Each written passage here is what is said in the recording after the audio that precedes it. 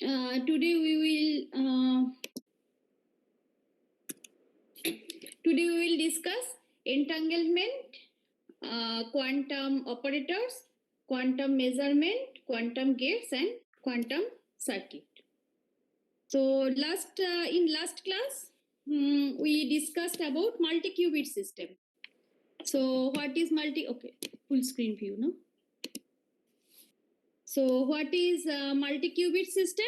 If the quantum system deals with 2 qubits, then we will say that this is 2 qubit system. If it deals with 3 qubits, then we will say that this is 3 qubit system.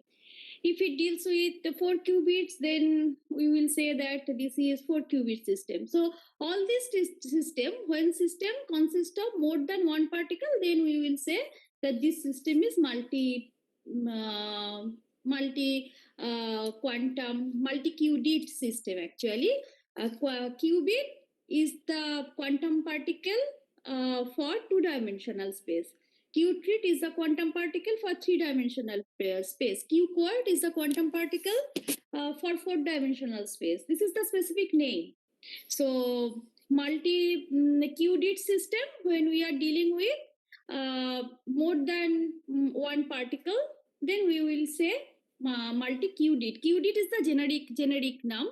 When it is 2-dimensional, we will name it as qubit. When it is 3-dimensional, we will name it as q-trit. When it is 4-dimensional, we will say q-quart. So like that. So generic name is qubit. So multi-qubit system we discussed in the last class. Now 2-qubit system means we are dealing with 2 qubit. Two different qubit. So two different, if the qubits can be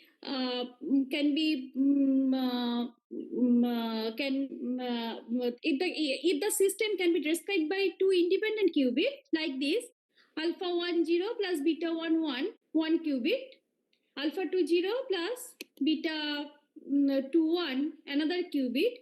If we can describe, and we are taking the tensor product, that means these qubits are independent to each other. So there is some interaction, but we can describe these systems as the independent system of 2 qubits. So if this is the case, then we will say that this 2 qubit system is the product system. We can express this system as the tensor product of two independent qubits. And this is the entire description of mathematical description of the entire system: alpha 1 alpha 2 0 0, alpha 1 beta 2 0 1, beta 1 alpha 2 1 0 plus beta 1 beta 2 1 1, where alpha 2 alpha 1 alpha 2 beta 1 beta 2 all are the complex numbers. But any 2 qubit system, or so if we are dealing with qubit, 2 qubit, that means the dimension will be d-dimensional. So then also if we can express different qubits in an independent, that system can be described by the tensor product of different qubit, two different qubit, then that system will be addressed as 2 qubit system. But any 2 qubit system or 2 qubit system cannot be expressed as the tensor product of two different qubits or qubit. There are some system. For example, in case of qubit, we can see some system like this: gamma 1 0 0 plus gamma 2 1 1, where gamma 1 gamma 2 not equal to 0. This system cannot be written in this form, tensor product of two different qubit. This kind of system is known as entangled system. So this is true for qubit, this is true for q-trit, this is true for q-quart, this is true for qubit. So when we can't express any multi-qubit system by the tensor product of 2 or 3 or 4 or multi qubit by the tensor product of multi independent qubits, then the system will be called entangled system. And if we set gamma 1 equal to gamma 2 equal to 1 by 2, 1 by root 2, then this system, it can be proved that this system actually called maximally entangled qubit system. So maximally entangled qubit system 0 0 plus 1 1 by root 2. This is one example. There are other three also. 0 0 minus 1 1 by root 2, 0 1 minus 1 0 by root 2, and 0 1 plus 1 0 by root 2. And this maximally entangled qubit system has a very important impact on on quantum cryptography. We will see that in case of QKD means quantum key distribution. In case of quantum secret sharing, so we will see how this affects the protocol. So entangled state is a pure state. In last class we discussed about pure state and mixed state. So what is pure state? The pure state always lies on the upper surface of the Bloch sphere, and mixed state always lies inside the Bloch sphere. So entangled state is a pure state. That means entangled state also can be represented by a point which lies on the surface of the Bloch sphere. So entangled state is a pure state. That is, each entangled state lies on the upper surface of the Bloch sphere. Now, quantum entanglement is a physical resource like energy, and 1 minute.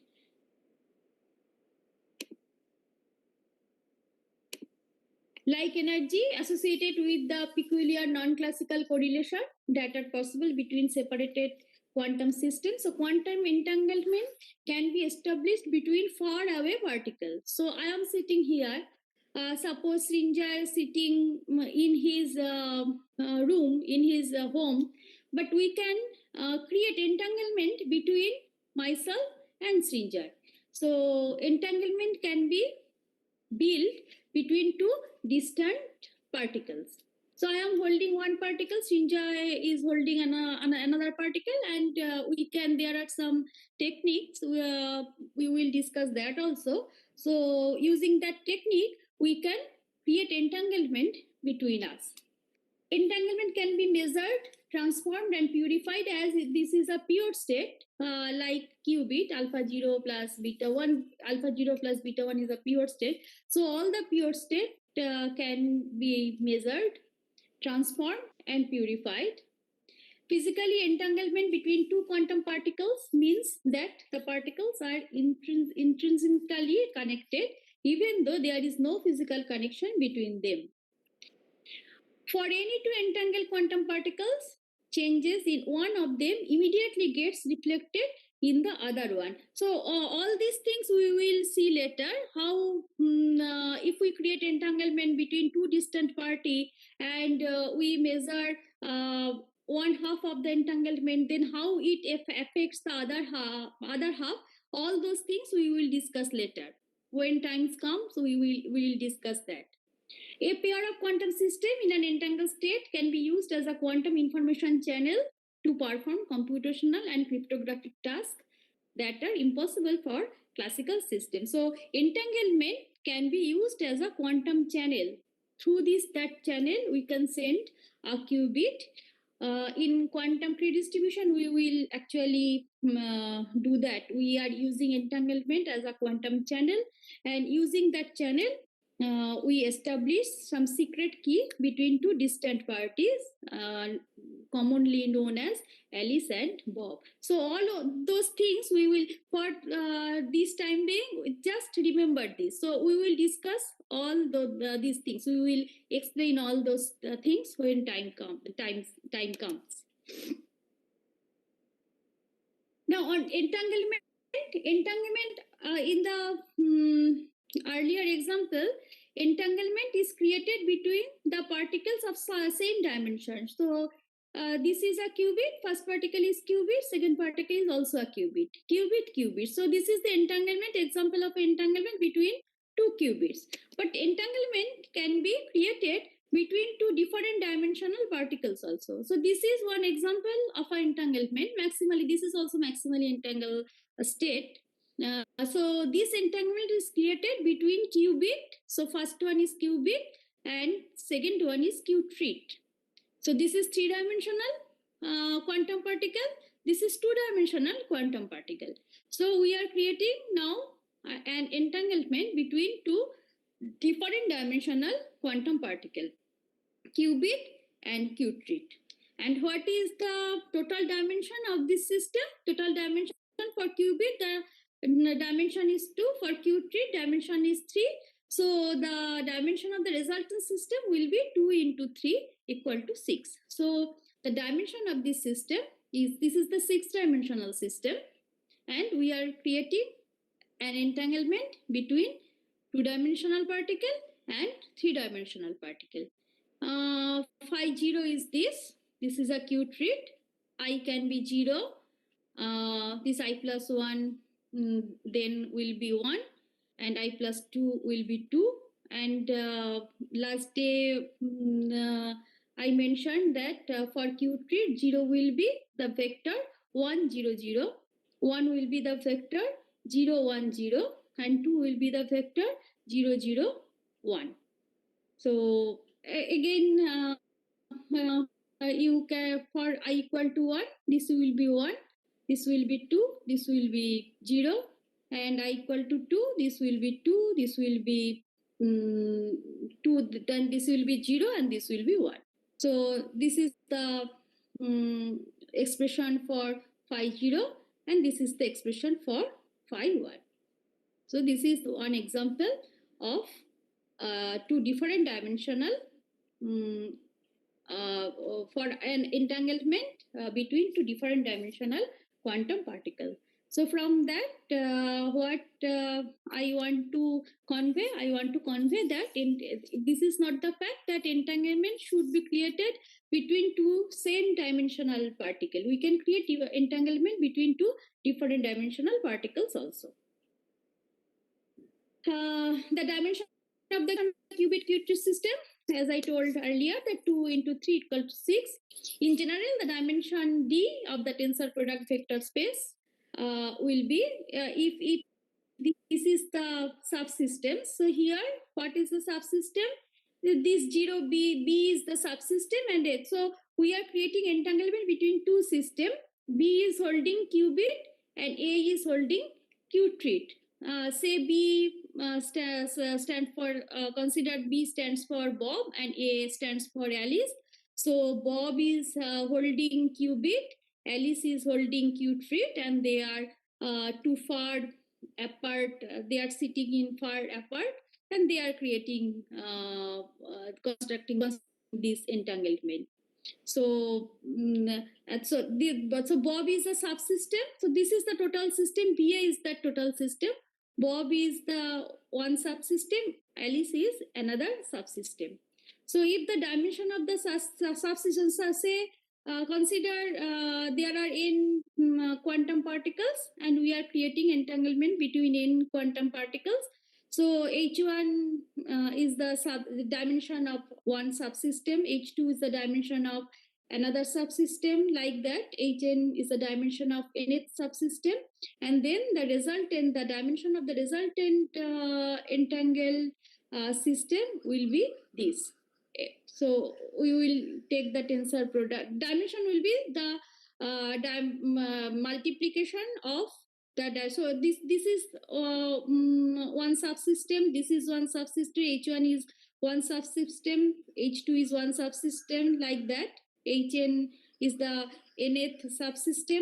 Then the dimension of the resultant subsystem will be, say, dimension of H1 is d1, dimension of H2 is d2, dimension of Hn is dn. So the resultant subsystem will be this, d1 into d2 into d3, like that, up to dn, where di is the dimension of hi.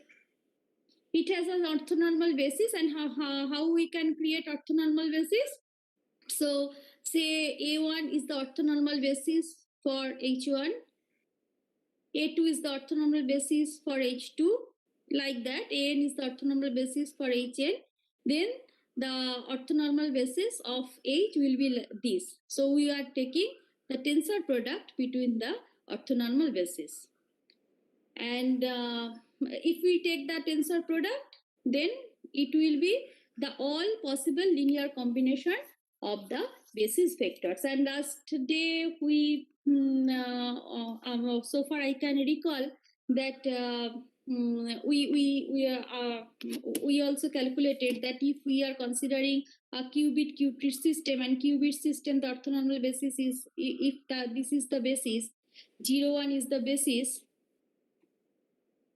then and 0 1 2 is another qubit basis, then the orthonormal basis of qubit qubit system will be 0 0 0 1 0 2 1 0 1 1 1 2.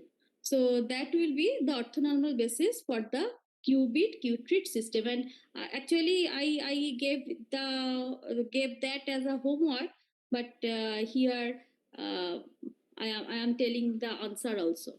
So any confusion up to this?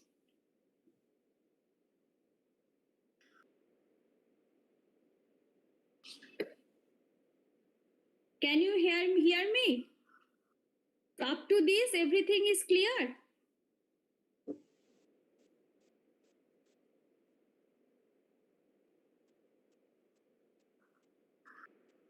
Hello?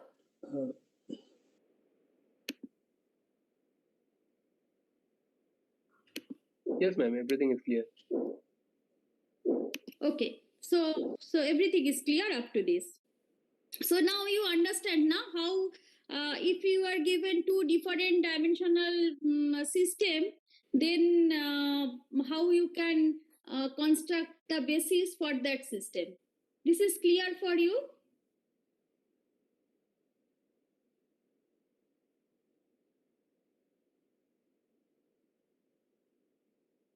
Then tell me, suppose I am giving you qubit and fourth dimensional, that is called q quart. So what will be the dimension resultant for that resultant system if we are taking one subsystem is qubit and another subsystem is fourth dimensional, that is called quart. So tell me one basis for the resultant system.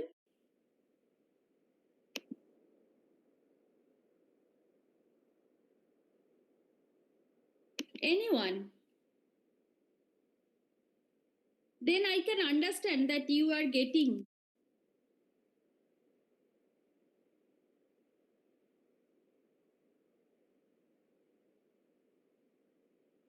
So one subsystem is qubit and another is quart, which is fourth dimensional system. So what? First, tell me what will be the dimension of the resultant system.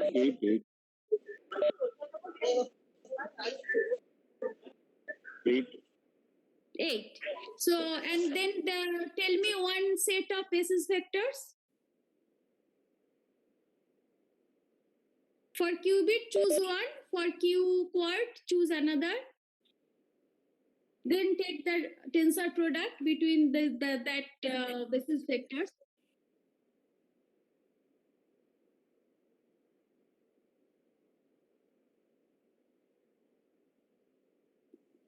Zero.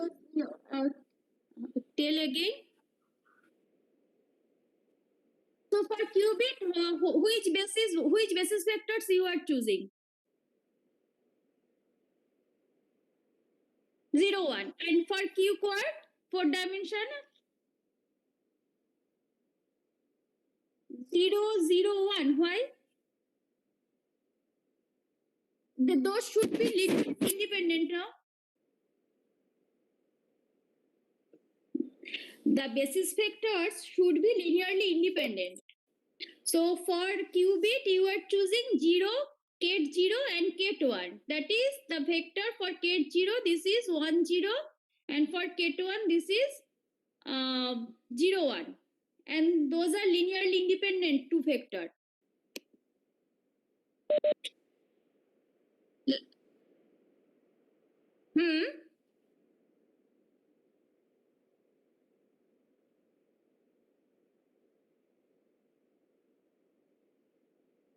0, 0, 0, 1. Okay, that is one basis vector. Another.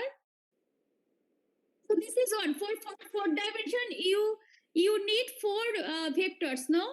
Four different vectors which are linearly independent. So 0, 0, 1, 0, 0, 0, 1 is a one vector. Say this is 3, K3.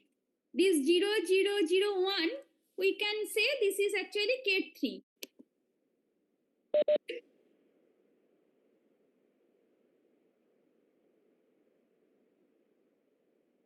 One zero zero that we will say K0.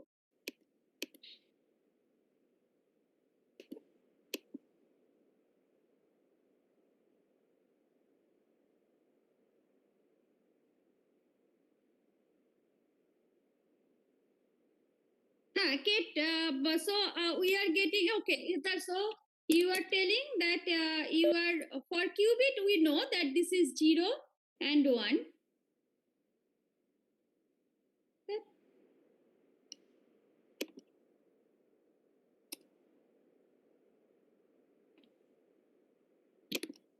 This is 0 and 1. This is for qubit. And for qubit system, so this is 0.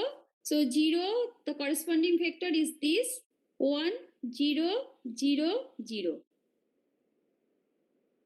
And then you tell other vector, say this is 3.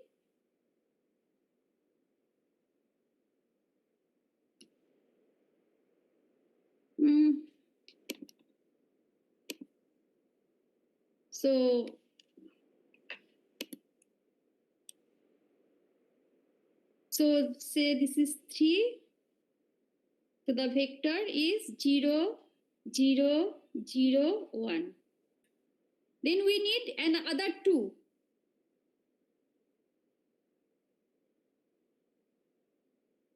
For 1, it will be 0, 1, 0, 0. And for 2, we can write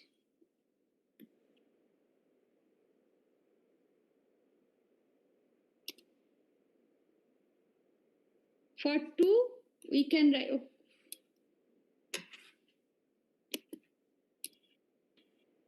So other and the last vector will be 0, 0, 1, 0. So then you can see that 1, 0, 0, 0, 0, 1, 0, 0, 0, 0, 0, 0, 1, 0, and 0, 0, 0, 1. Those are linearly independent to each other. These vectors are linearly independent. So we can construct a basis for four-dimensional space. So we can write this as 0, 1,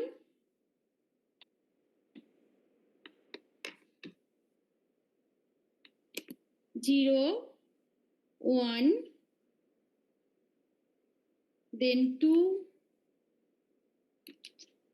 then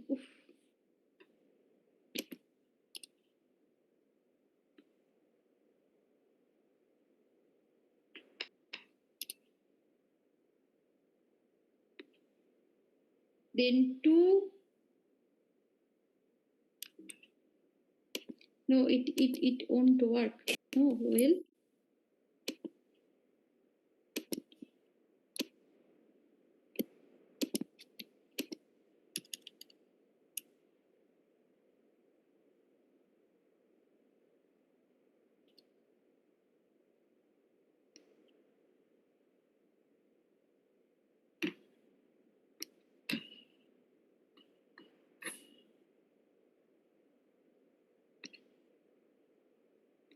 And 3.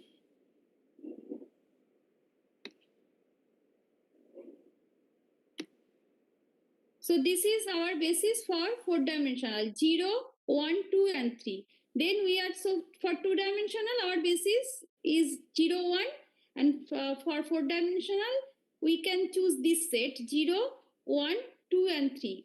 For 0, the vector representation is 1, 0, 0, 0. For 1, the vector is 0, 1, 0, 0. For 2, 0, 0, 0, 1, 0, and for 3, 0, 0, 0, 1. Why we are choosing these vectors? Because these vectors are linearly independent to each other. So we can describe a four-dimensional basis with these vectors. So this is one possible basis vectors. So if we choose this, so 0, 1, one basis for two-dimensional subsystem, and 0, 1, 2, 3 basis for second subsystem, then what will be the resultant basis? Resultant basis will be the tensor product between this 0, 1 and 0, 1, 2, 3. So what will be the resultant basis vectors? Please tell me. In terms of 0, 1, 2, 3. No need to say the vectors. So in terms of Kate, please tell me.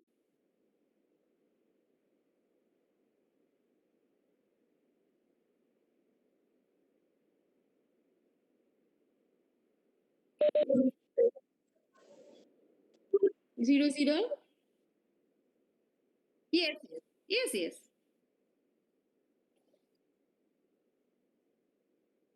Yes. Yes. And then after that you will construct the vector representation for that system. So those will be the basis vector for the entire system.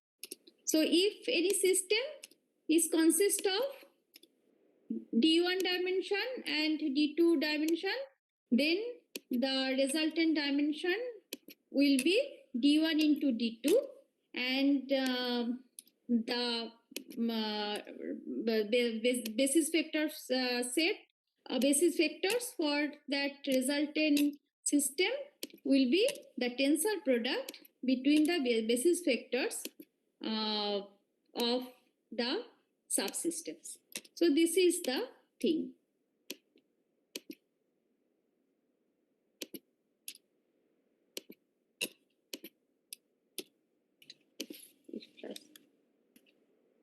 So I gave you one homework, but already you did solve this. So construct a set of basis vectors for qubit qubit system and provide their vector representation. I think you can do it easily.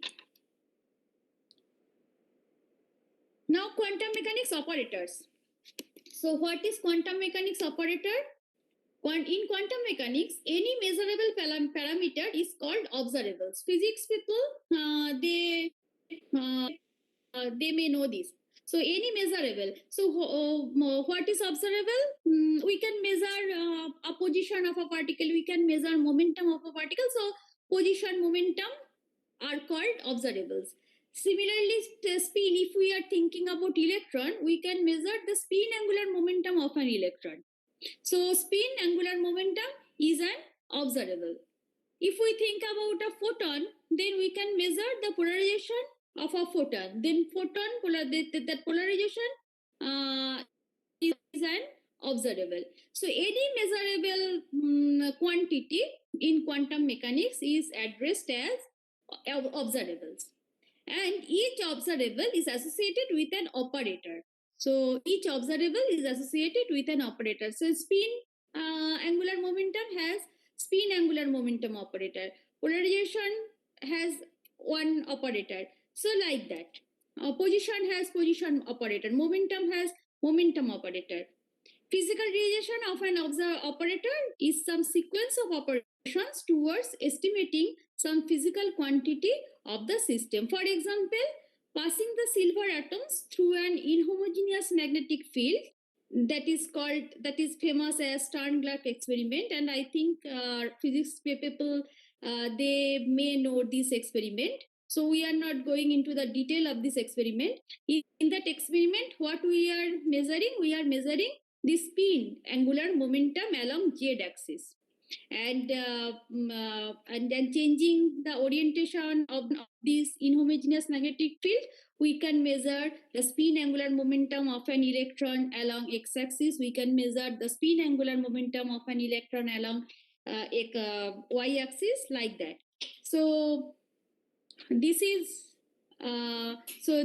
one example how we can measure the observables. So spin for electron, spin angular momentum is an observable. And each observable is associated with an operator. In quantum mechanics, any operator can be represented by a matrix. And in mathematically, this operator is actually nothing but a linear mapping from one Hilbert space to another Hilbert space. So this is one operator A. So it is nothing but a linear mapping from one Hilbert space to another Hilbert space, H to H dash. For simplicity, we assume that H and H dash will be same. So H equal to H dash. And in quantum mechanics, this operator is represented by a matrix. And what will be the matrix element? Aij, that is this, the inner product between A acting on Ei and Ej. What is Ei, Ej? Ei, Ej are the basis vectors for the Hilbert space H. So is it clear?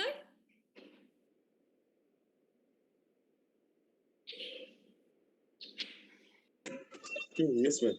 Okay. So summarizing what we get, any measurable quantity is called observables in quantum mechanics, and each observable is associated with an operator. Mathematically, this operator actually nothing but a linear mapping from one Hilbert space to another Hilbert space. And in quantum mechanics, this operator can be represented by a matrix, and this is the matrix elements of the this is the matrix element actually of that operator. So suppose A is an operator. So the first row will be this, where E1, E2, E3 up to En are the basis vectors for the Hilbert space, some Hilbert space H. So the first row will be this E1, A, E1. So that means A is acting on E1, then we are taking the, so it also will give you some bra. So this E1, A is acting on this bra E1. So it will give you some bra vector. Then this bra vector will be multiplied. We are taking the inner product of this bra vector with this E1. So you will get some complex number here. Here this is all this also. E1, A will be acted on E1. So we will get some bra vector, and that bra vector we will take the inner product between this bra vector and this E2. So like that we can construct the matrix for A. Now the natural question is, so any matrix, so the most important point here is that when you describe a matrix, first you have to fix the basis. So, and in any dimension, you have infinite number of choices of basis. So in 2-dimension, I think last class we discussed this also. In 2-dimension, one choice will be 0. One choice of basis is this 0 and 1.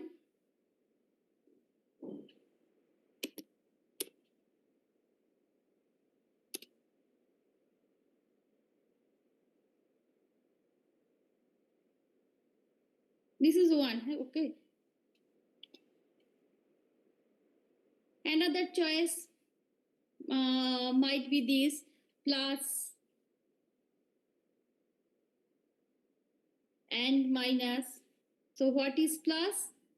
Plus is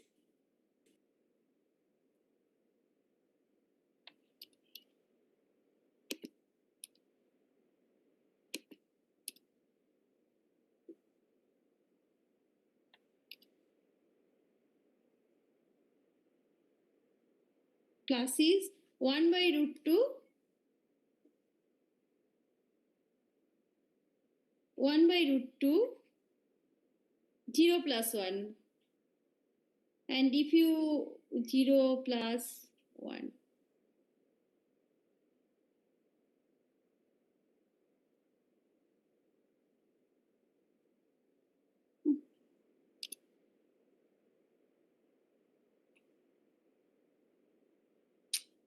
This is plus, okay. And what is the vector representation of this? 1 by root 2 outside and 1 1. And what is the what is this minus? Ket minus? Ket minus is 1 by root 2, 0 minus 1. So this is one choice. This is one choice. In that way, you can create infinite number of bases for 2-dimensional. Similarly, this is true for all dimension. For 3-dimension also, you can create infinite. So 0, 1, 2 is one example of a basis in 3-dimension. But you can create many bases like this. Only the condition is the vectors, basis vectors should be linearly independent to each other, and they should be orthogonal to each other. So if you can find those vectors in some dimension, then taking those vectors, you can create a basis. So in that way, you can actually construct infinite number of bases for any dimension. But the main concern is which basis for describing a matrix for an operator here, which basis do you use? So natural convenient way is to consider the computational basis. What is computational basis? Computational basis is 0, 1. This is a computational basis G for qubit. For qubit, computational basis is 0, 1, 2. For QDIT, computational basis is 0, 1, 2, 3. For QDIT, computational basis is 0, 1, 2, 3, 4, 5 up to D. So considering computational basis, and with respect to that computational basis, we actually express any operator. We define an operator. The matrix form is defined in that way. So the natural choice is to choose the computational basis and then describe the matrix.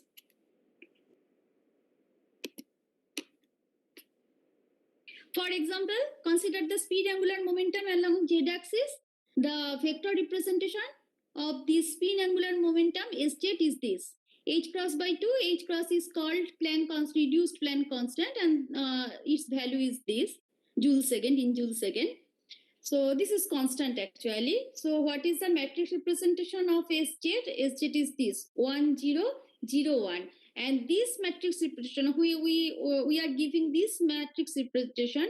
This implies that we are giving this matrix representation with the basis vector 0 and 1. So this representation is defined with respect to 0, 1 basis.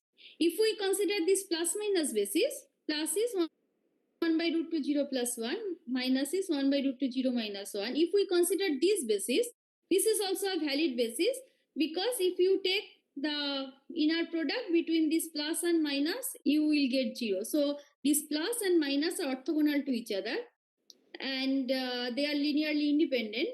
If we for plus, the vector representation will be 1 by root 2 1 1, and for minus, the vector representation will be 1 by root 2 1 minus 1.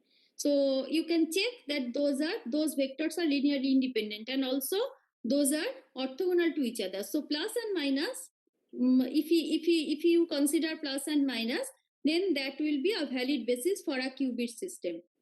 So if we try to express this Sz with respect to this basis, plus minus basis, then the Sz, the matrix representation of Sz will be 0, H by 2, that means 1 H by 2. If we take common H by 2, we are taking outside, then the matrix representation will be 0, 1 and 1, 0. For with respect to 0, 1 basis, the matrix representation was 1 0 0 minus 1, but with the plus minus basis, the matrix representation of the same operator, spin angular momentum, will be 0 1 1 0. So the most important thing is to first choose the basis. With respect to which basis I want to describe the matrix representation of the operators. So we have to choose the basis first. Then with respect to that basis, we will define the matrix. Okay. So is it clear to all?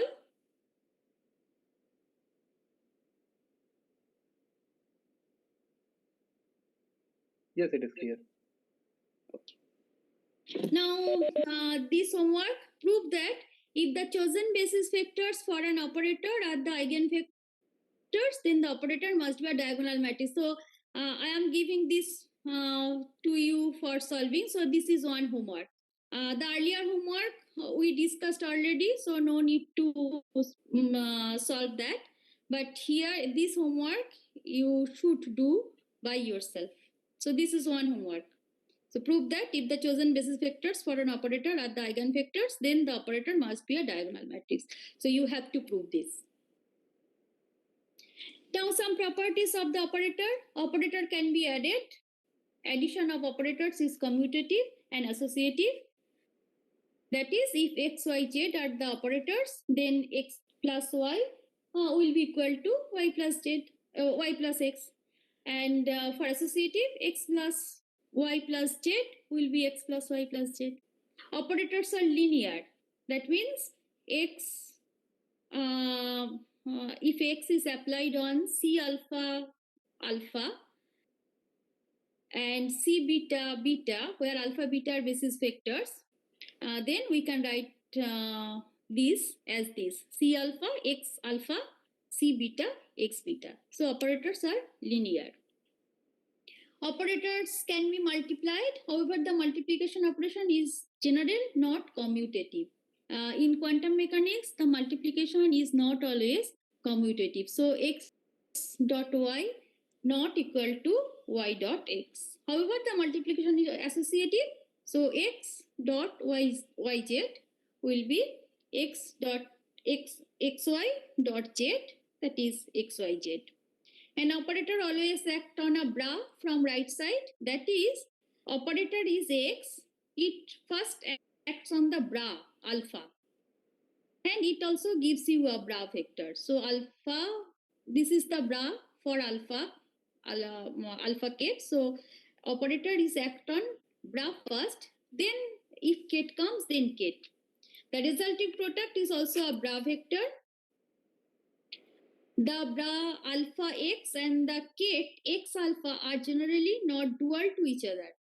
Rather, if we want the dual of x alpha, so operator x is acting on, here operator x is acting on bra alpha, bra vector. Here operator x is acting on ket alpha, ket vector. So, but those are not this operator acting on bra vector. Bra vector is the complex conjugate of ket alpha.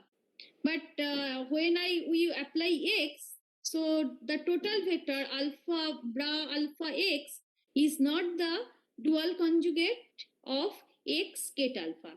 So you should remember this. Rather, x alpha, the dual conjugate of x alpha, x ket alpha will be bra alpha x dagger.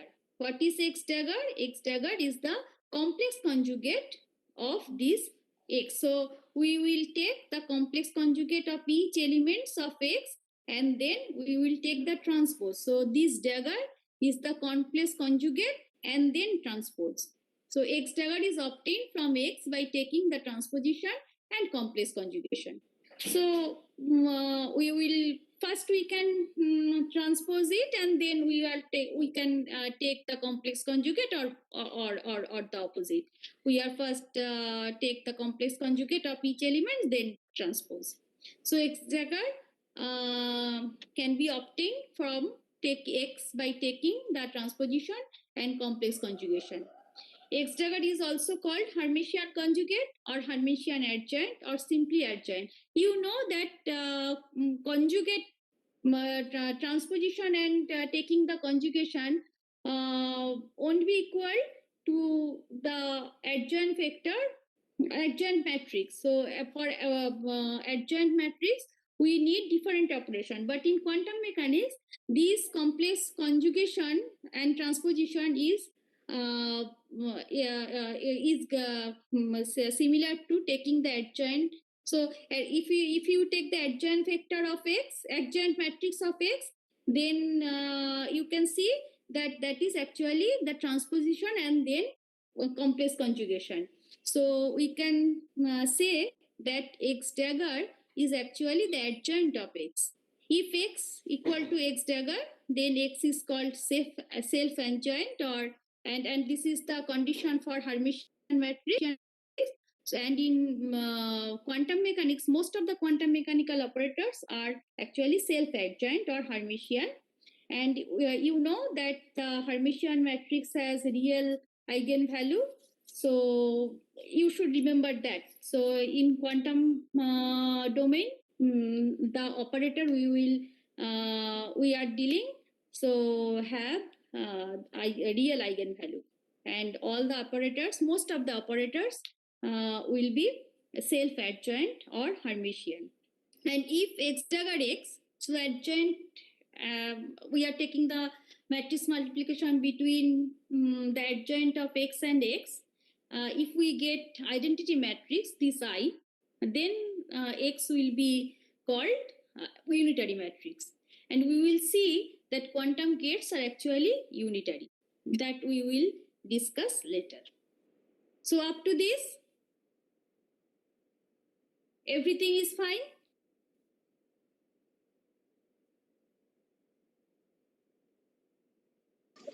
বোঝা যাচ্ছে মোটামুটি। ওকে, না মোটামুটি কেন বলছো বলো, তোমার কিছু জিজ্ঞাসা থাকলে বলো। না, আইডিয়াটা তো পাচ্ছি, এবারে একটু বাড়িতে হ্যাঁ করে পড়তে নিতে হবে, হবে আর হ্যাঁ কি। সেটা নিশ্চয়ই, সেটা যেমন নিশ্চয়ই। করলাম।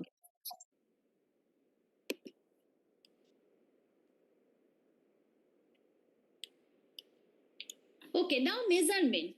What is measurement? And this is a very important part of quantum computation and quantum cryptography. Actually, in quantum information, this is the very important part. We without measurement, we can't do anything. So what is meant by measurement? Measurement actually in QC, in quantum computation, by the term measurement, we eventually mean that a quantum state is collapsing onto some basis state. So you are given a quantum state alpha 0 plus beta 1, and here also you have to specify a basis. So I am coming to that point later.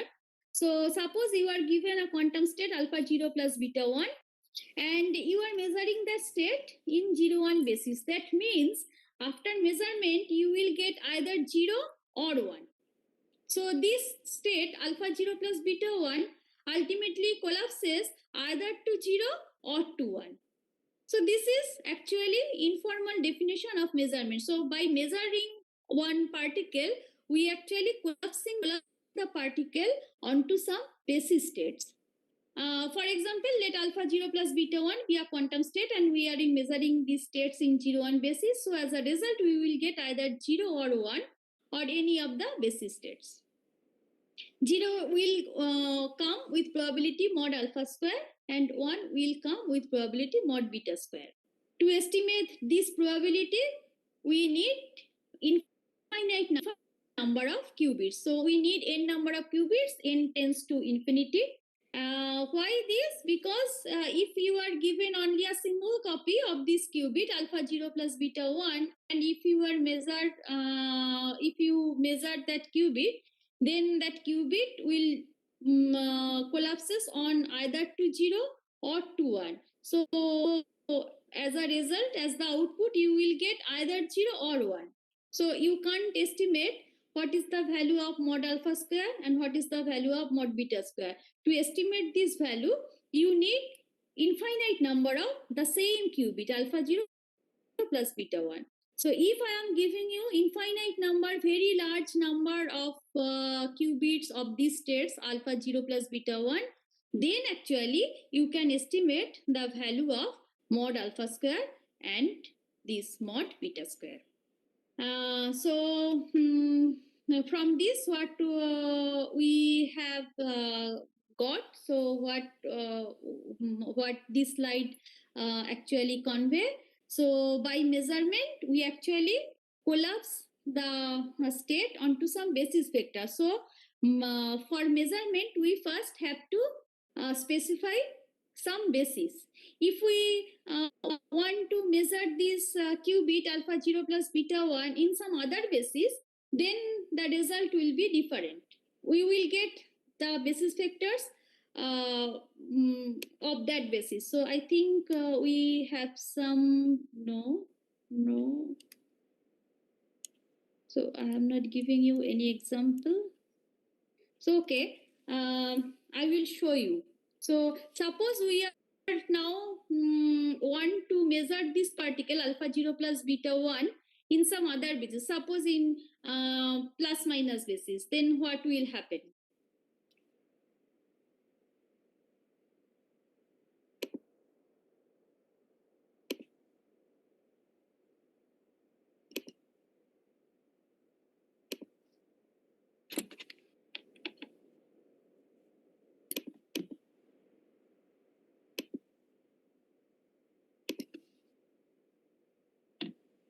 You can see the whiteboard now.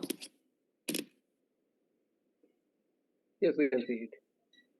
So what we want that we will measure this alpha 0 plus beta 1 in this basis, plus minus basis. And what is plus here? Here plus is 1 by root 2, 0 plus 1. This is Ket 0, okay? Ket 0 and Ket 1. And minus is 1 by root 2, 0 minus 1. In the slide, we got that if we measure this qubit in 0, 1 basis, then we are getting either 0 or 1. Now we specify our basis by this plus minus basis. So we want to measure this qubit, the same qubit, not in 0, 1 basis, but in plus minus basis. So what we will get? We will get, and by measurement, what I say that by measurement, we actually collapsing this state onto the basis vector, any of the basis vectors. So these states will be ultimately after measurement will collapse either to plus or to minus. So how it will happen? So these states alpha 0 plus beta 1 can be written in terms of this basis vector. How we can do that? So alpha, in last class, we calculate this. So 0 can be written in terms of plus minus like this. Minus by root 2 plus beta 0 minus 1 by root 2. So 0 can be written in terms of plus minus like this, plus minus by root 2, and 1 can be written in terms of plus minus this like this, plus minus by root 2. So what we get? We get alpha plus beta by root 2 plus alpha minus beta by root 2 minus. So this alpha 0 plus beta 1 is now defined in this basis, plus minus basis. And now when we measure this qubit, so this qubit actually, these qubits are same, alpha 0 plus beta 1 and alpha plus beta by root 2 plus alpha minus beta by root 2 minus, these two are the same qubit. This is expressed in 0, 1 basis and this is expressed in plus minus basis. Now when we will measure this alpha 0 plus beta 1 in plus minus basis, then we will get either plus or minus, and with which probability? With this probability we will get alpha plus beta by root 2 mod square. With this probability we will get plus, and alpha minus beta by root 2 mod square. With this probability we will get minus.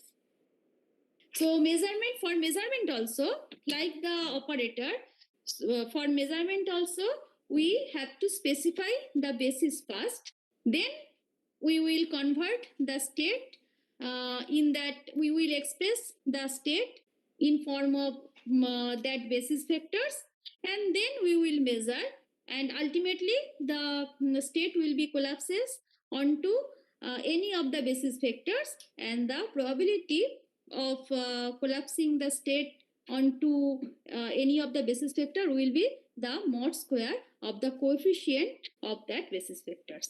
So is it clear?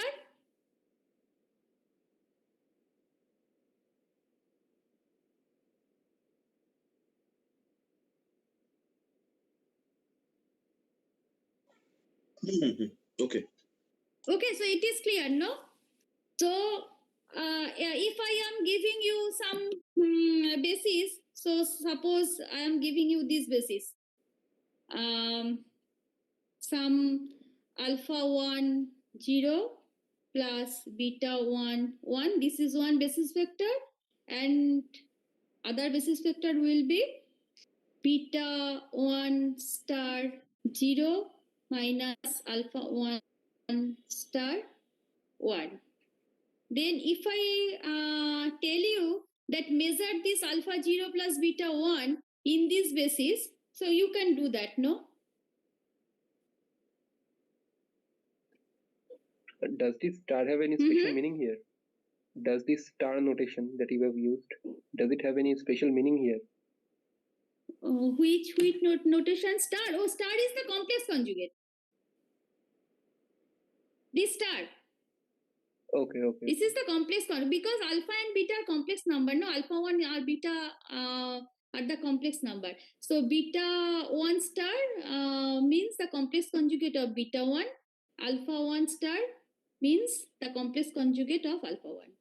So if you can check that these are also linearly independent vector, and those are also orthogonal to each other. So if you consider this vector and this vector, these also are valid basis for 2D Hilbert space. And if you measure some other state, say alpha 1, alpha 2 0 plus beta 2 1 in this basis, then ultimately after measurement you will get either alpha 1 0 plus beta 1 1 or beta 1 star 0 minus alpha 1 star 1. And what will be the probability? That we have to calculate. That will comes from, so you have to convert this state, you have to express these states in these basis states, and then we have to calculate the probability.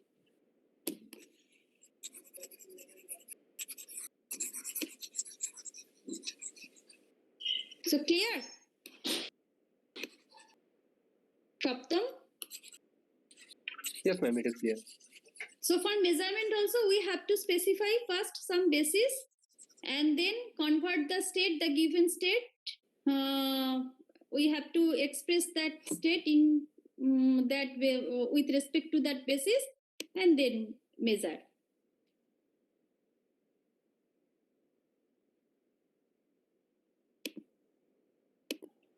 So again back to our slide.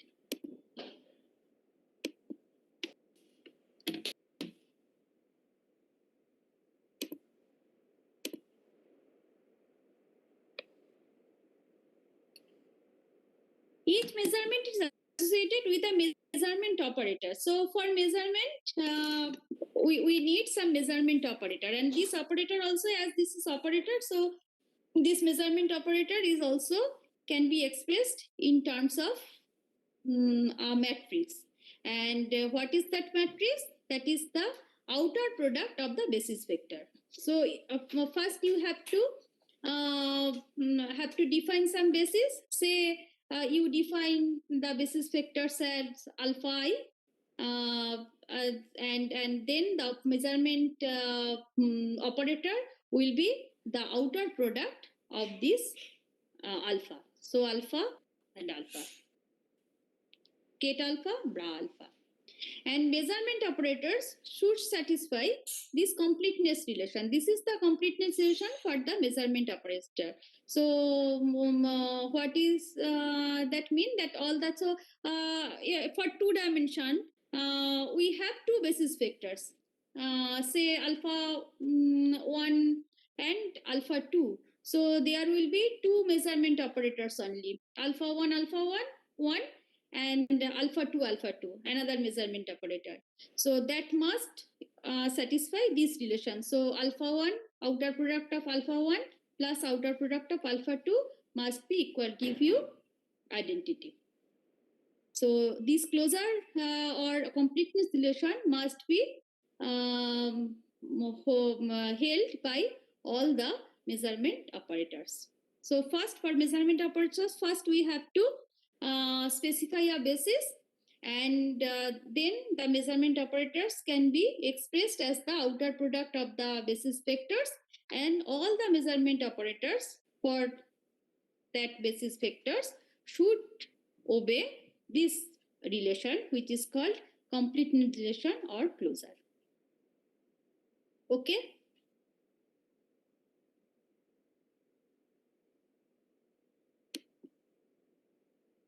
Now, there are 2 types of measurement. One is called projective measurement, another is called POVM, a positive operator valued measure.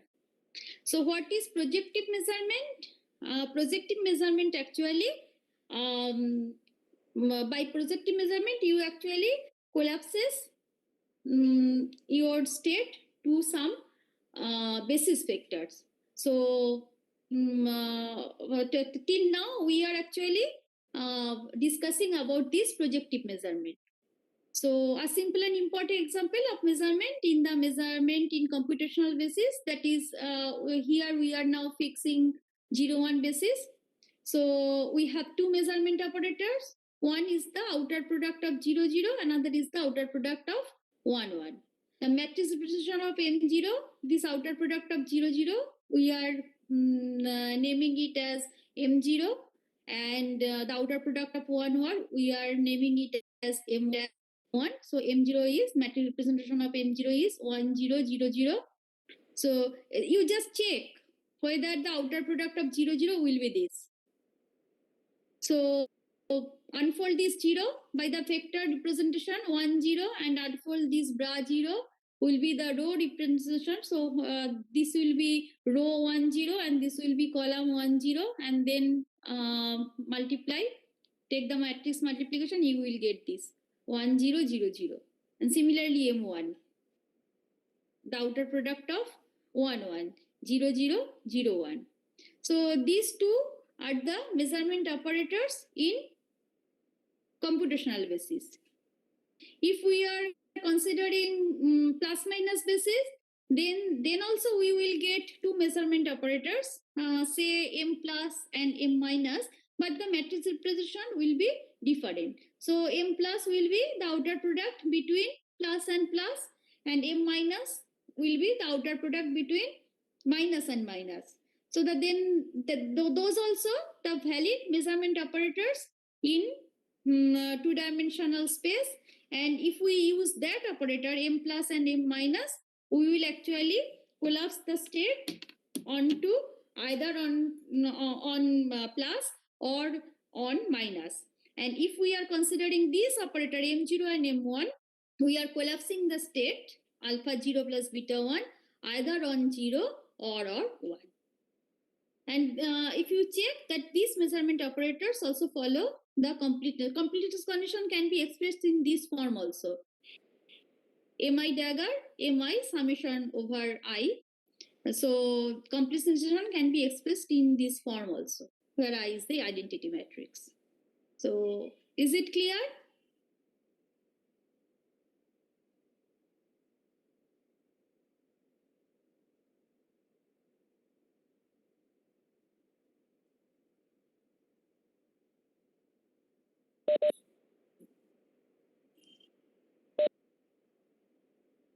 Shubhadeep?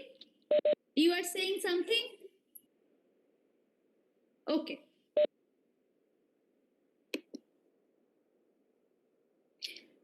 So measurement operators actually depends on the basis vector. So which basis you are choosing, that will decide the measurement matrix form of the measurement operator. So this matrix is for 0, 1 basis. Now, how this measurement operator acts on a qubit? So this is the qubit alpha 0 plus beta 1, where alpha beta are complex number and mod alpha square plus mod beta square equal to 1. If we choose m0, then the state after measurement becomes this m0 acting on psi. So after operating m0 on psi, we will get some kate, but that might not be normalized. So we have to normalize that, because the qubit in we define that qubit as a normalized vector. So for that we need to divide this m0 psi by this psi m0 dagger m0 psi. So this will give you some value, and actually this is the norm of this vector m0 psi. So and how we have to, so we, if we divide this m0 psi, this is a kate, this is another a vector. So if we divide this vector by this, we will actually normalize the entire vector. So for normalization, we are doing this. So this denominator comes as we want the normalization of the vector. So first we apply m0 on psi, and then we normalize it. So this means this. So matrix representation of m0 psi is this. This is the matrix for m0 1 0 0 0, and for psi is alpha 0 plus beta 1. So alpha beta. So this gives you this alpha 1 0. Now this is this vector. So what is the vector? Vector is alpha 0. So this is not the normalized vector. So we have to normalize it. So that is why we have to take the root of this. And what is this? Psi m0 dagger m0 psi. So this is the bra of psi. So that is why alpha star beta star. This is the complex conjugate of alpha and beta.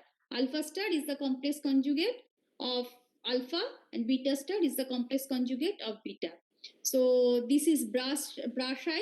So that is why we are writing bra psi. Bra psi will be this alpha star, beta star, and rho vector. This is the matrix for m0 dagger m0. You can check.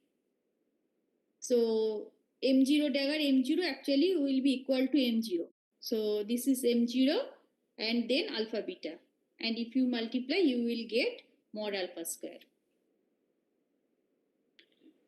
Then, so what is the normalized phi 0? Normalized phi 0 will be this. This is actually alpha.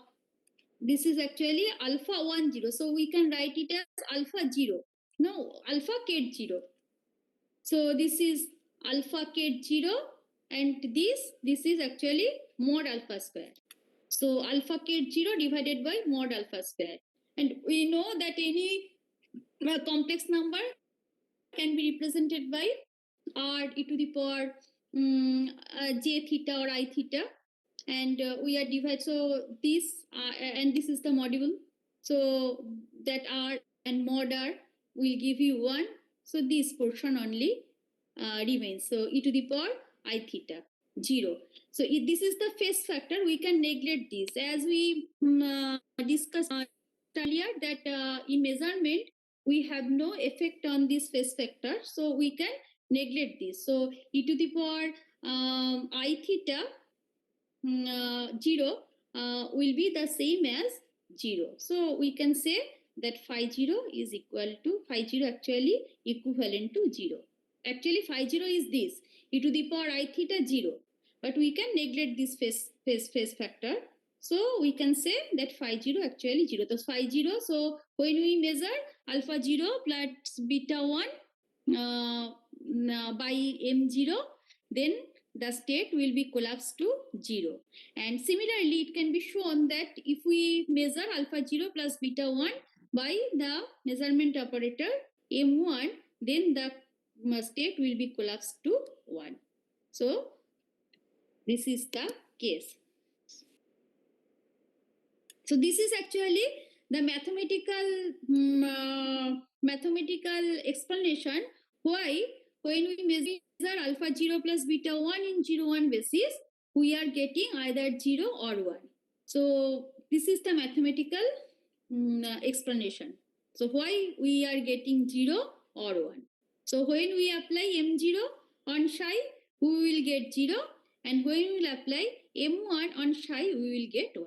That is why we are saying that alpha 0, if we measure alpha 0 plus beta 1 a qubit on a 0, 1 basis, we will get either 0 and 1.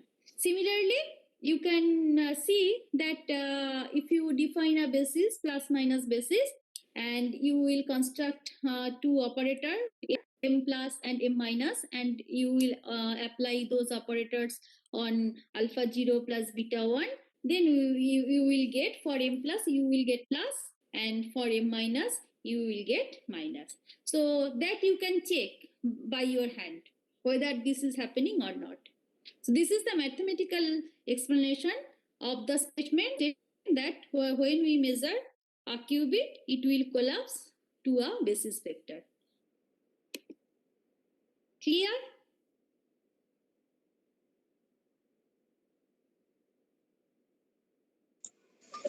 Okay. Now the probability to get 0, I told you that we discussed earlier. In earlier slide, you can see that we already mentioned that when we measure a qubit alpha 0 plus beta 1 in 0, 1 basis, the probability that we are getting 0 is mod alpha square, and the probability that we are getting 1 is mod beta square. How it is coming? It is coming from this. So the probability of getting 0 will be this. And so this and this. So this is the mathematical explanation, and this is the probability actually getting 0.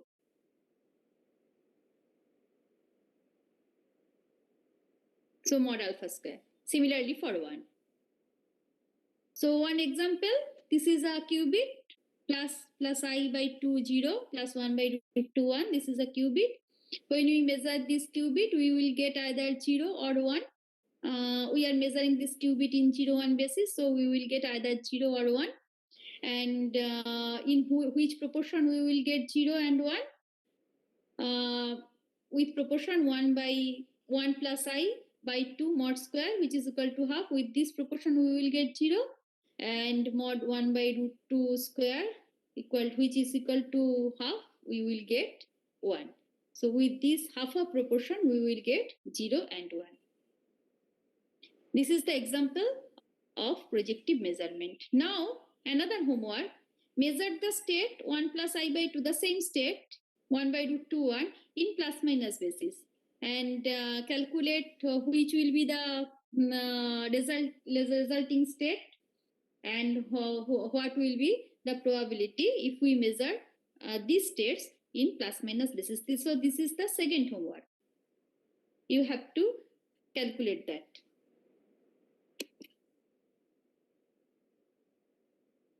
Now we will discuss some cryptographic issue.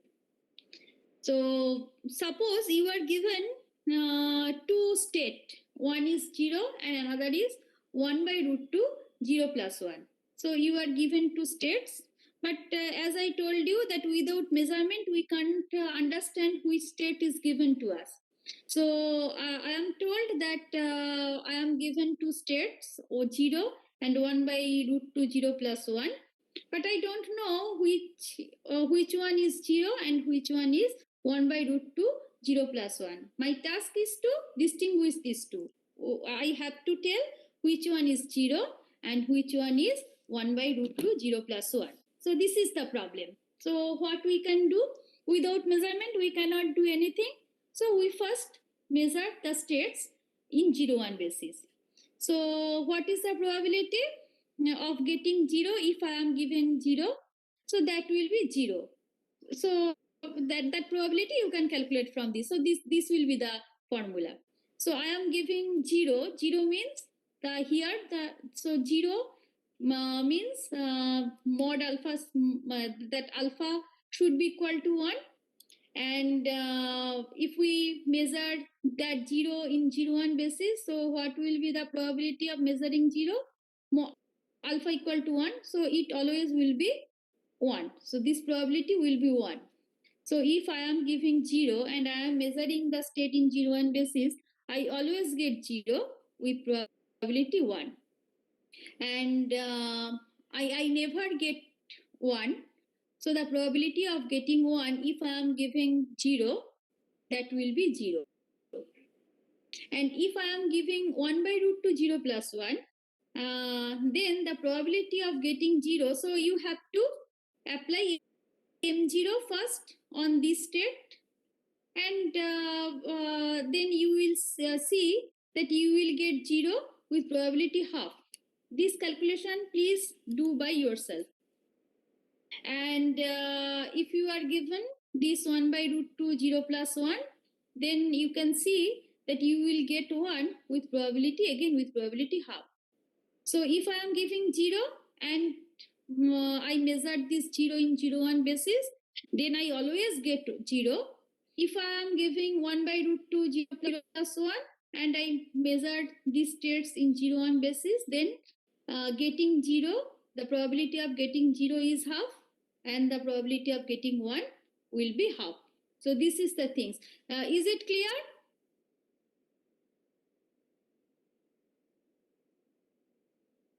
This probability calculation, is it clear to you? No, ma'am. Could you just explain it again? Yes. So suppose I am giving someone gave me 0, and I measured the state, that 0 state in 0 1 basis. So 0 means here 0 in the general form. What is the general form of qubit? Alpha 0 plus beta 1. So 0 means actually alpha equal to 1 and beta equal to 0. Okay. Okay. Okay. So now go back to this. So what is the probability for any arbitrary qubit when we are measuring that qubit in 0 1 basis? The probability is getting 0 is mod alpha square. So for 0 qubit, this is arbitrary, any arbitrary qubit. So for 0 qubit, alpha equal to 1. So the probability of getting 0, if I am giving 0, will be equal to 1.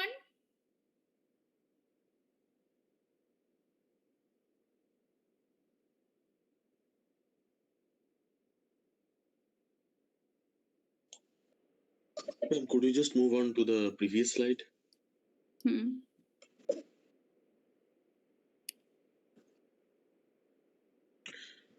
So the probability of getting 0 given that the state is this is half. So,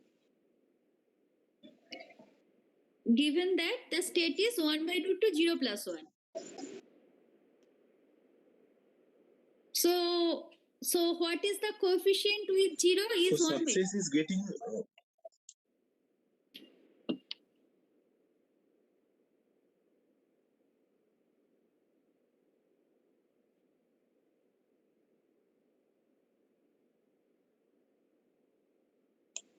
1 by root 2 Ma'am, you 0 can plus continue. 1. What is the value of alpha? Alpha is 1 by root 2, no? 1 by root 2. Yes. Then from here, for an arbitrary qubit, the probability of getting 0 is mod alpha square. So for 1 by root 2 0 plus 1, alpha is 1 by root 2. So mod 1 by root 2 mod square, that is equal to half. So that is why I am writing Okay, this this half. is okay. Clear. Clear? Similarly for 1. Ma'am, I have a question. Yes. In the paragraph probability of success, There it is written probability of ket 0, comma ket 0, right? 0, yes. What is the meaning of this notation? I mean, Yes, what that is this means probability? that you are given 0 and you are getting 0. So you are so actually I will come. So our strategy, if so what was the problem? You are given two state. You know that the two states are either 0 or 1 by root 2 0 plus 1. But your task is to say what is 0 and what is 1 by root 2 0 plus 1. So then what you will do? You first measure both the states in 0 1 basis. And this is the probability. So, and your strategy is this: when you get 0, you tell that my state is, the state I am given was 0. And if you measure 1, then you tell that the state I am given was 1 by root 2 0 plus 1. So this is your strategy. Okay. Okay. Okay. Then the probability of success. Probability of success means you are correctly identifying the states. No, so you are given 0 and you are telling 0, or you are given 1 by root 2 0 plus 1 and you are telling 1 by root 2 0 plus 1. So that is why I am writing this. So you are given 0 and you are telling correctly that I am given 0. You are given 1 by root 2 0 plus 1 and you are telling that I was given 1 by root 2 0 plus 1. So this is the success probability.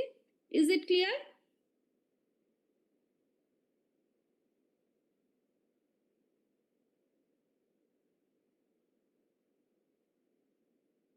Success means you are given, you are identifying exactly the states. So you are given 0 and you are identifying 0. You are given 1 by root 2 0 plus 1 and you are identifying 1 by root 2 0 plus 1.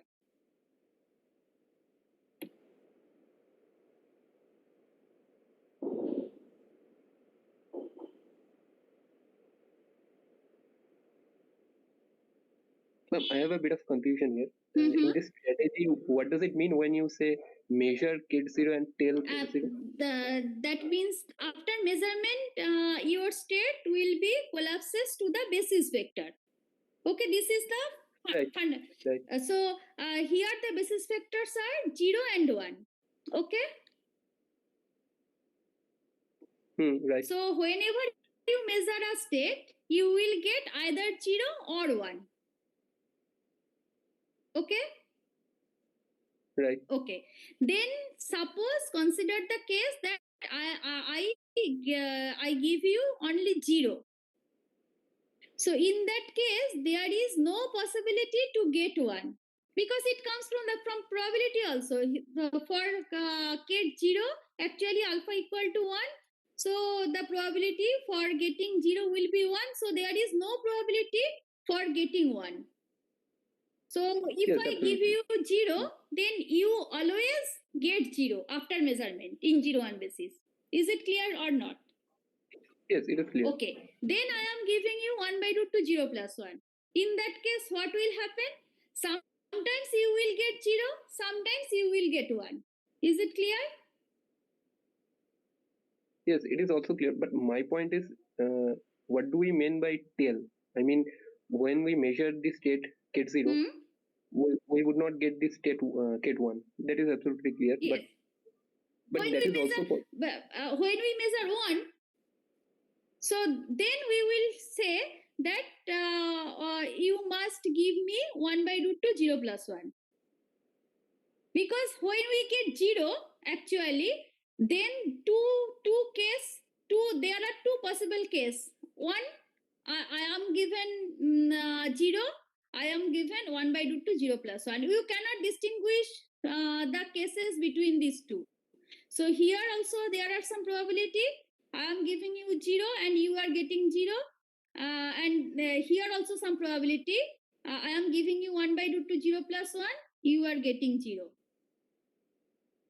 So you can't distinguish these two events. So getting 0, you can't say that with certainty, deterministically, that you are given 0 or you are given 1 by root 2, 0 plus 1. But when you get 1, you can deterministically say that I am giving 1 by root 2, 0 plus 1. Because in case of 0, this event won't happen.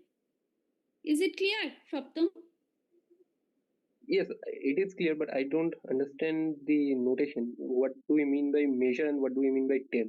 Okay, tell means after measurement I see this is 0 ket. Then I will say that okay, the state which I measure was 0 state. Okay, but is it always true? Because if No, I get this is not always true. That is why this success probability comes. This is my strategy. okay, Because when I am getting 0, actually deterministically I cannot say that the earlier state was 0. That I cannot say. Because here also some probability, here also some probability. In case of 1 by root 2 also I can get 0. And in case of 0, I always get 0. So, but that is why I am fixing some strategy. So I fixed my strategy, and that is why this probability of success comes. Otherwise, deterministically we say that this is 0, this is 1 by root 2, 0 plus 1. So this is my strategy, that when we get 0, actually we will conclude that my state, earlier state was 0, and when I measure 1, I will say that my state was 1 by root 2, 0 plus 1. Then what will be the probability of success? That in this case is deterministic. 1 and tell 1 by root 2, 0 plus 1. There won't be any error. So actually this part is always true. This if I get 1, then I always be I can always tell that the state I was given was 1 by root 2, 0 plus 1. But here some error will come. Error may come. So what will be the success? So yeah, I am given 0 and I get 0.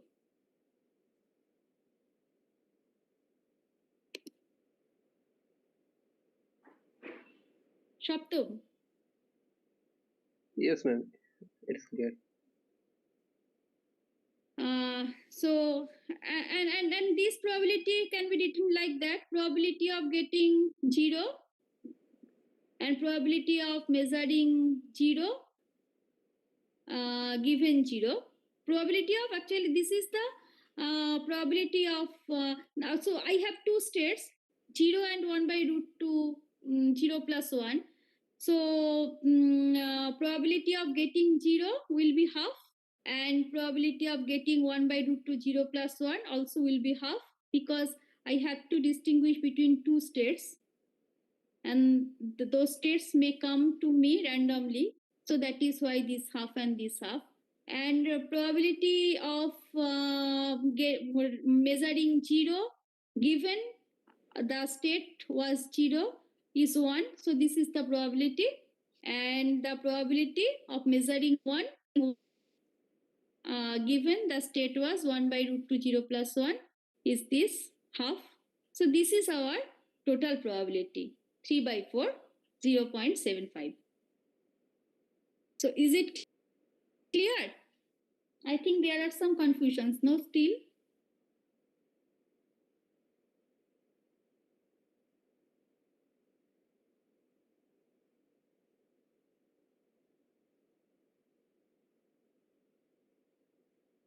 Okay, please think about that in home when you read by yourself.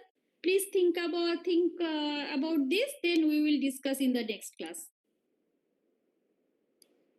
Then if we choose, so this is one example of a projective measurement. So okay, so in that way, if I am giving 0 and 1 by root 2, 0 plus 1, and I am telling to distinguish these two, then measuring these two states, 0 and 1 by root 2, 0 plus 1 in 0, 1 basis, I can distinguish them with probability 0.75. Now consider another kind of operators. So this is also some kind of measurement operators, but those are not projective projective measurement operators. So one operator is this √2 1 plus √2 1 1. The matrix representation is this. Another E2 √2 1 plus √2 0 minus 1. This the matrix representation is this. And I already told that the measurement operators are chosen in such a way so that they must satisfy the completeness relation. So we have to then adding these two, we can see that we have to define another operator E3, which will be the identity minus E1 minus E2. Then the completeness relation will be satisfied by E1, E2, and E3. So these are also some measurement operators, but those are not the projective measurement operators. But these are also some measurement operators, and these are the matrix representation of the measurement of these measurement operators. Now we will measure this 0 and 1 by √2 0 plus 1 in the same way, and we will see what is happening in this case. So earlier case, we choose the measurement operators as the outer product of 0 0, that is M0, M0 and M1, and we measured the states and see that we can distinguish in that way. We can distinguish 0 and 1 by √2 0 plus 1 with probability 0.75. Now we take another set of measurement operators, which is this E1, E2, E3. Now we will again measure this 0 and 1 by √2 0 plus 1 in this measurement using these measurement operators, and we will see how correctly or whether we can distinguish this 0 and 1 by √2 0 plus 1 better way or not. So we will do that. First, we have to calculate the success probability using these measurement operators for distinguishing the state 0 and 1 by √2 0 plus 1.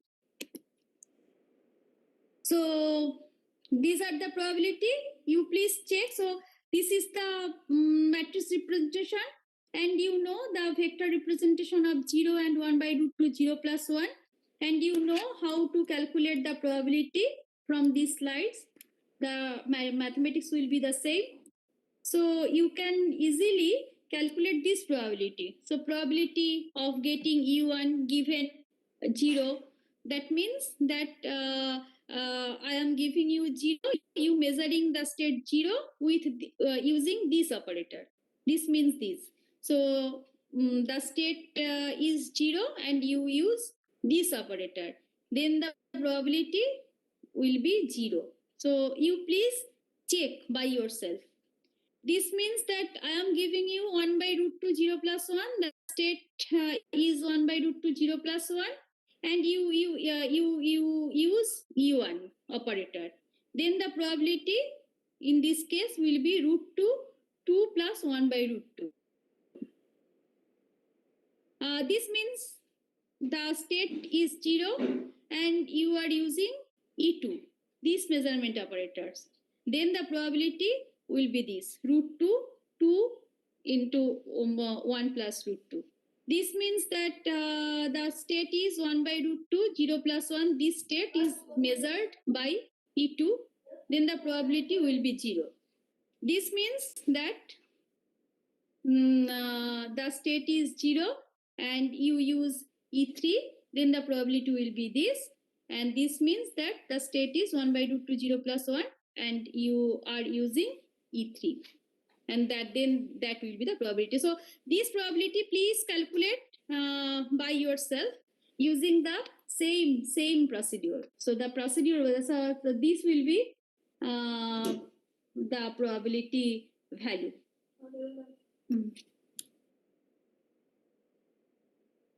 ये light तो जली दी जाता Then my strategy is get E1 like the earlier case. Here measure 0, tell 0. So here the strategy is get E1 and conclude 1 by root 2 0 plus 1. Get E2, conclude 0. Get E3, inconclusive. So in case of E3, if you get E1, then in that case you can, and if you get some value, that means what that means that you are given this state 1 by root 2 0 plus 1, you are using this operator E1 operator, and you are getting some value, some probability value. Then you conclude that my state was 1 by root 2 0 plus 1. And if you are using E2 and you get some value, then you calculate that my conclude that my state was 0.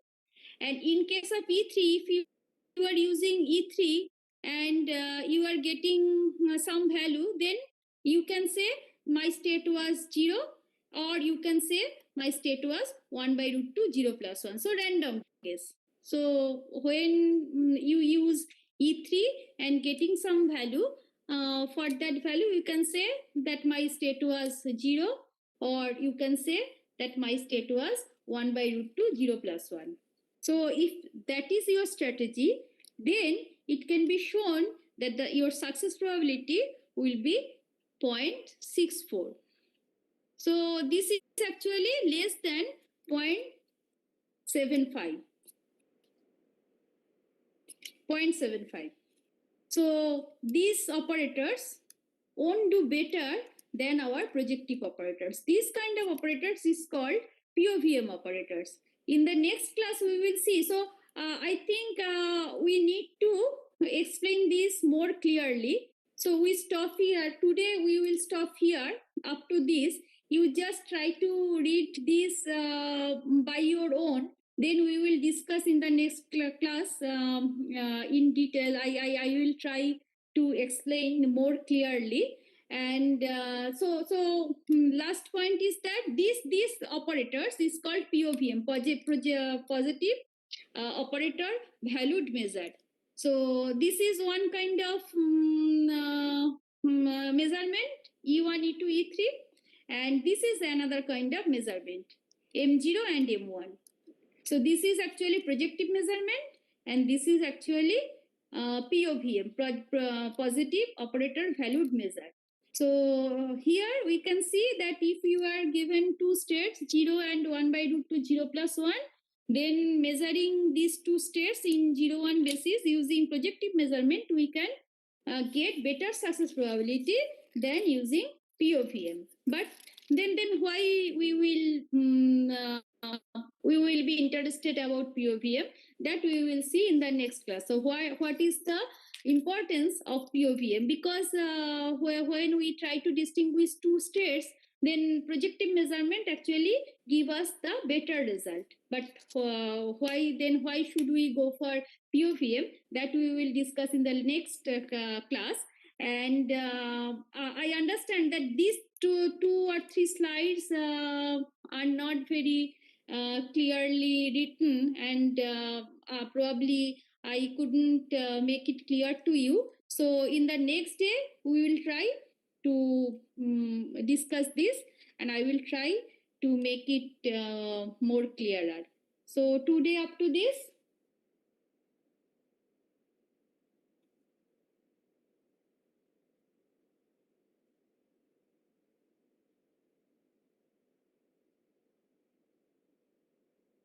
Today up to this.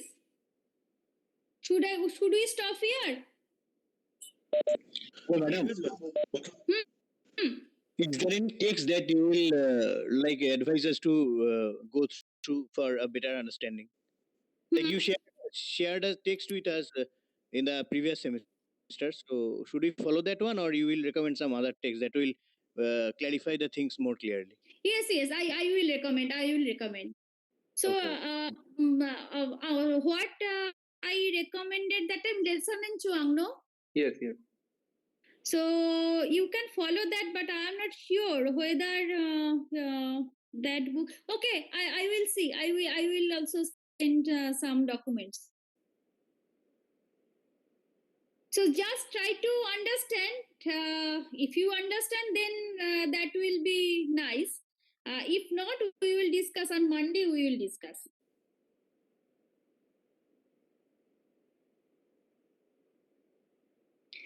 Okay, so another thing for TCD CREST students, I have a proposal.